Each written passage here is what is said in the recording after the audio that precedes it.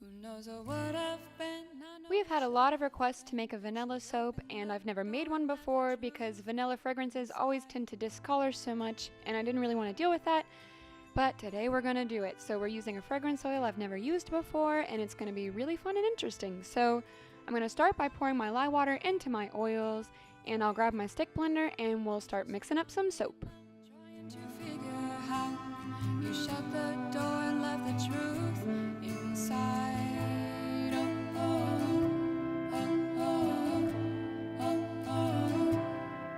On my own has never felt. Once everything is fully mixed in, we're going to add our fragrance oils. So today we're using Nature's Gardens Vanilla Bean.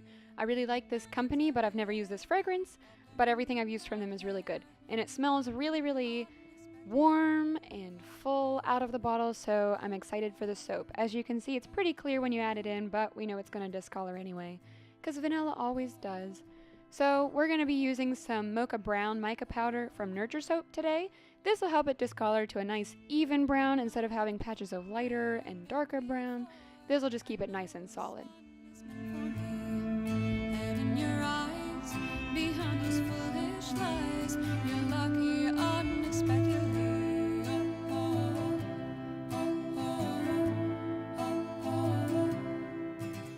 And once I've got enough in there, I'm going to take my stick blender and push all the powder down in so that it doesn't puff up out, and I will start blending it up.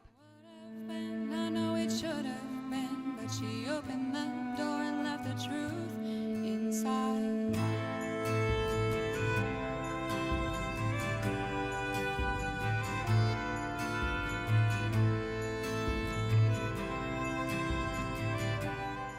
Alright, now that we're finally at trace, we're going to pour it into the mold. This fragrance actually slowed down trace quite a bit, and it took a long time to even get it to this thin of a trace.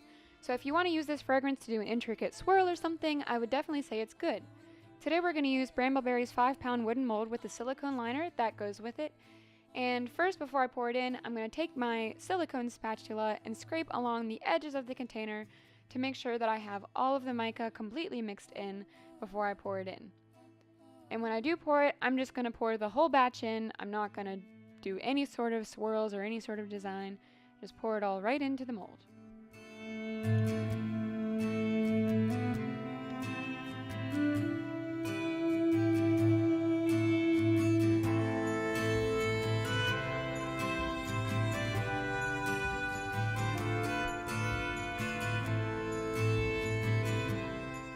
Once everything that can be poured in has been poured in, I'm going to take my silicone spatula and scrape along the edges of my bowl to make sure everything's in the mold and we're not wasting any soap.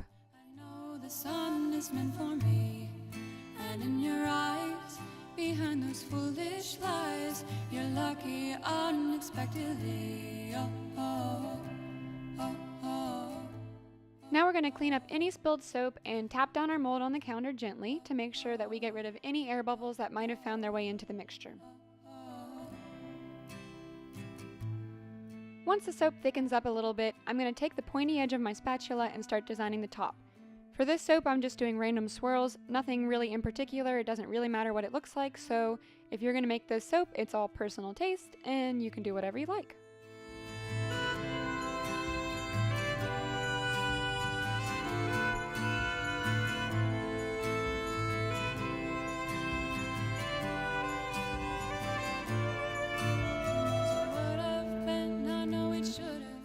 Once I'm happy with how it looks, I'm going to wipe up all the rest of the soap that I just dropped, and I'm going to spray it with a few spritzes of rubbing alcohol to ward off any soda ash.